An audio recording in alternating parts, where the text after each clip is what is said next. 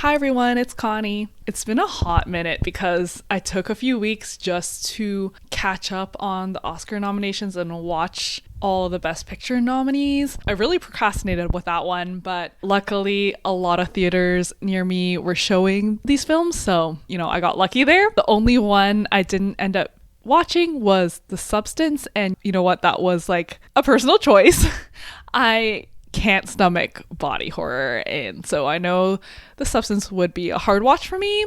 That's not to say I don't want to watch it. I've heard a lot of good things, so I think it's more so something that when it's on the streaming services, I'll check out in the comfort of my own home and with the fast forward button.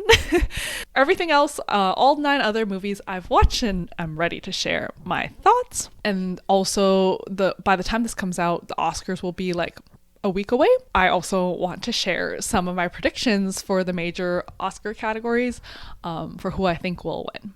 So without further ado, here are my thoughts of the 9 Best Picture nominees that I watched. This is purely personal preference. Let me just put that out there. So number 9, I don't think is a surprise for anyone. It's the only movie out of this entire list that I didn't watch in the theater, and maybe it would have made it a tiny bit better, but I doubt it, and I kind of don't regret not spending my money watching that on the big screen. But it was Emilia Perez. Yeah, shocker. Really, I went in hoping that wouldn't be as bad as people said. And I had already written that movie off because people online who are Mexican, who are trans, were already validly criticizing this movie. So I don't think anything would have saved it in my eyes. But because it won an award at Cannes, and because it was nominated for so many awards and won so many at the Golden Globes, I wanted to see if maybe there's a reason why people liked it, and maybe even if it was misguided, maybe it would be a fun watch, or the story would be really gripping. I'm sorry to report that personally, I thought it was a hot mess all around. And, I struggled really finishing it, but I did it for this video, guys. I would go as far as to say that, it wasn't just my least favorite out of the movies on this list, but it was actually my least favorite movie of 2024. Yeah. So I'll start off with some positives. Don't want to be so negative all the time, but I guess one good thing about the movie is I thought Zoe Saldana did give a good performance. And if it told any other story, maybe I could excuse the music. Honestly, the music was really silly. The lyrics were bad.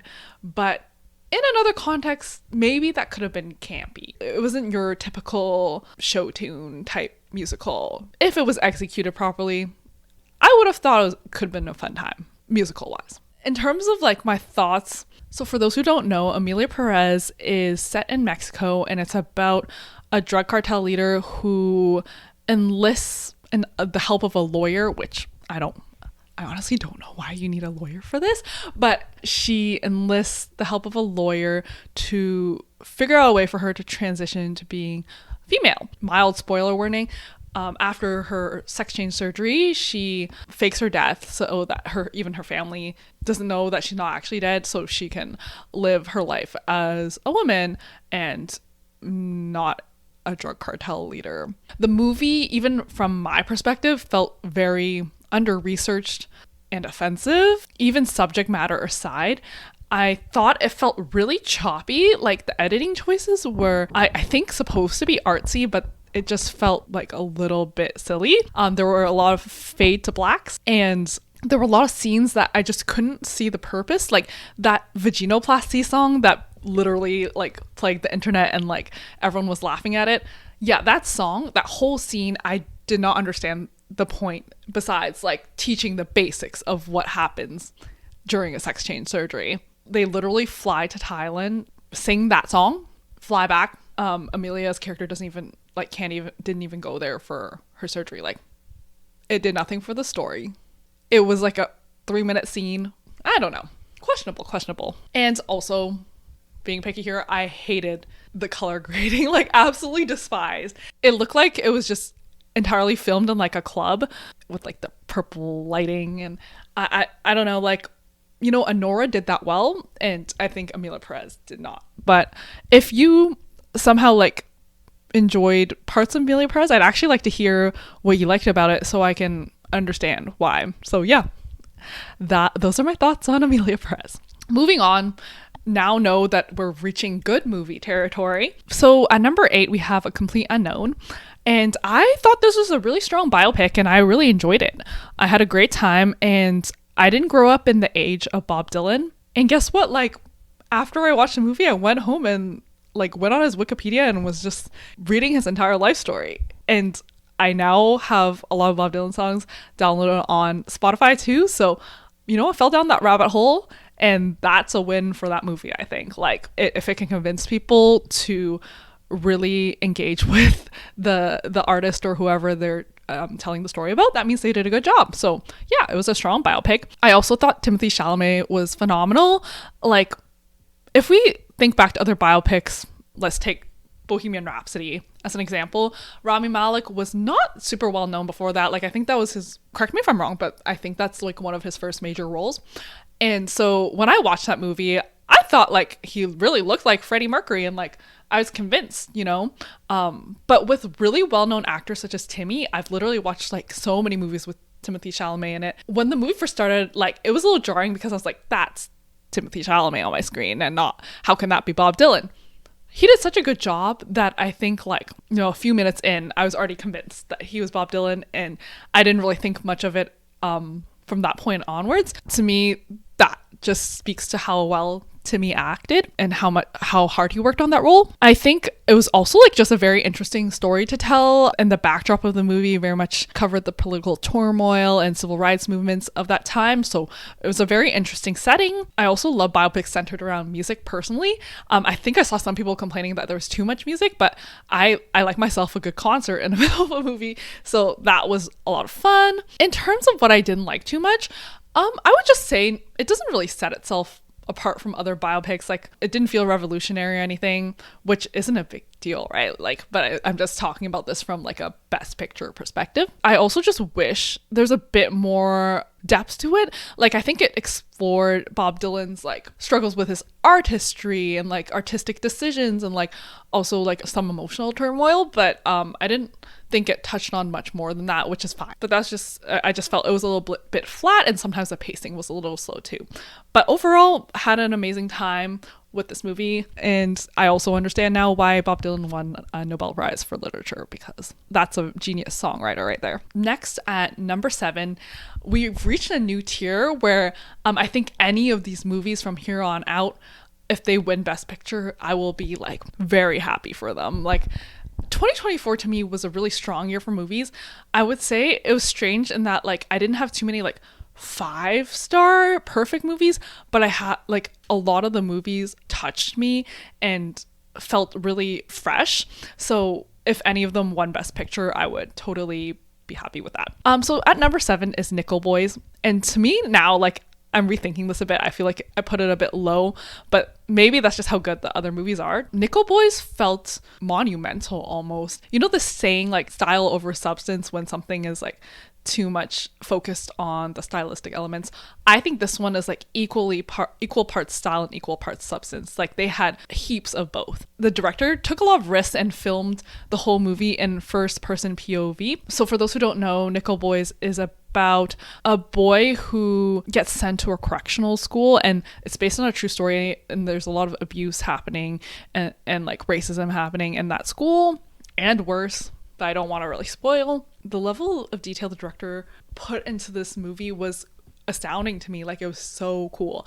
The body language was really reflected in the first person POV, like in situations where there's clearly a lot of discomfort or like fear, the camera would always be looking like kind of down. And like the climax scene, seeing that in first person perspective really evoked like a really emotional response in me. So I think storytelling wise, it used such an effective technique for that, and it was just like also just gorgeous to look at. They had a lot of beautiful like found footage in there. I thought it was phenomenal. It was a great movie. And I also was able to learn about an important part of history. So really, really happy I watched that movie. In terms of like why it's number 7 for me, I think personally, like I just felt a bit dissociated when watching it. I don't think it's the movie's fault. I watched it at like 10 p.m. and I don't know if it's my theater or just actually how the sound is edited, but the voices were very like mumbly. So I felt like kind of like detached a little bit sometimes. Like I just think that comes from taking risks stylistically. There's some like misses, but overall I think it was an amazing choice to film the movie the way it was filmed. And the story's just like dense, so I found the pacing a little slow, but that's not like, you know, a criticism. It's more just like why it's a little lower on my list, just like personal enjoyment wise. It's just like didn't engage me as much, if that makes sense. But I urge you all to watch Nickel Boys. At number 6, we have Conclave. And I actually watched this a while ago, so I'm gonna try to remember exactly what I thought of it. When I think back, it just like I felt pure exhilaration. Like it was a fast-paced, tense movie, like a political thriller, because they're picking the new pope after the pope dies, and so that's why it's a conclave situation. Like the Vatican City like shuts down, and it's just like all the cardinals voting for the next pope. Which sounds like a basic premise, but even the scenes when they're like reading the votes out loud each time, wow, I was on the edge of my seat. Like, I don't know how they succeeded in writing such an engaging screenplay, but it was just so well done. And personally, I just really appreciate a good thriller that can build so much suspense, but not have it like culminate to something extremely violent. I think this movie built up suspense in much more like smart ways, if I can put it that way, and I just had like a really fun time watching it. And cinematography wise, there's this one scene that will never escape my mind. I don't want to say it because like it's significant in the film, but I think there's like a lot of good lighting choices in the movie that feel almost like a divine experience, which is cool because the movie centers around religion. In terms of what I didn't like, I really liked everything, but I like to joke that there's too much heavy breathing in that movie, because that's like my pet peeve. And like I don't know how they mic'd up these actors, and it was obviously like a stylistic choice, but you can hear them like it builds suspense, right, when you hear people like panting. But man, there was a lot of heavy breathing in that movie. Anyways, that's my opinion on Conclave. At number 5, we have Wicked. I think I'm just like biased when it comes to Wicked. Like I don't actually know where other people will have Wicked on their list, but for me, like I was already a fan of the musical, and as Nikki Glaser would say, that means I didn't have friends in high school, which, you know, whatever. Did not know much about Wicked going into this year because I had friends in high school, but I loved it. I think Wicked really, the movie adaptation really stayed true to the musical and to the source material in general, and expanded where they could, because as much as I wouldn't say theater is limited, because I've seen amazing things being done on a stage, but it is just like a stage. So I feel like they really expanded the world where they could. And everything's just perfectly executed. I thought there was really strong acting performances for like a comedy musical. I said this in a previous video, but Ariana's comedic timing had me on the floor laughing. And Cynthia, she did such a good job, but like all I can think about is how in Wicked Part 2, she's probably gonna like make me sob. Like I cannot wait to see her in that role, because Wicked Part 2 will be much more alphabet focused. So strong acting performances, and in general, I think it's just really high up there for me, because it'll be like my comfort movie from now on, and it's like what I sing along to in the car too. Like nothing beats the music from that musical. I think my one qualm with Wicked was the color grading, personally. And I think I've seen people online share this opinion too. Like the set design and like in general, the movie's still really colorful, but I felt like the characters looked a bit washed out. Like they were a bit desaturated sometimes. And I just wish the color grading is even more vibrant, because that's how like magical the world of Oz is. But that's like, I don't know. The movie was just amazing. So that's literally my only criticism, if even. Okay. Number 4 is I'm Still Here. I went into this movie not knowing what to expect. It was insanely good. I thought about this movie for like a full week after watching it. I would say it's like a biopic, but maybe they don't call it that. Either way, it's based on a true story set in Brazil during the dictatorship. And essentially, there's like a happy family. The husband is like an ex-politician and the wife is a stay-at-home mom, and they have a lot of children. They have a lot of friends. They love hosting their friends. And one day the husband gets taken in for questioning and doesn't come back. And, you know, things spiral from there. All I can say is like Fernanda Torres deserves that Best Actress Oscar point blank to me. Like, I loved Mikey Madison's performance. I'll get to that later. And I have no doubt that Demi Moore also deserves all the awards and nods that she's been getting. But I just like was blown away by Fernanda Torres and how much silent resilience she evoked in the movie. And the movie just had a really strong message of like, despite all the horrors happening, this matriarch was holding the whole family up and telling them to like smile through all this, you know? It truly felt like triumphant in that way.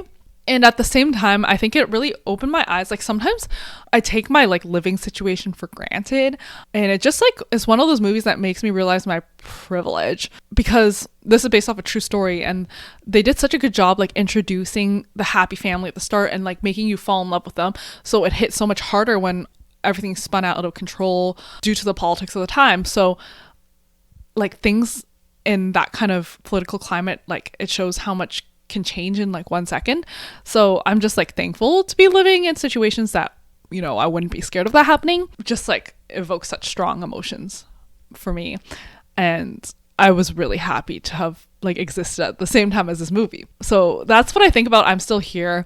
It will definitely have to win the Best International Movie this year, and I just want to like watch it again to catch anything I missed, because there's just so many layers to that movie, and oh my god, loved it.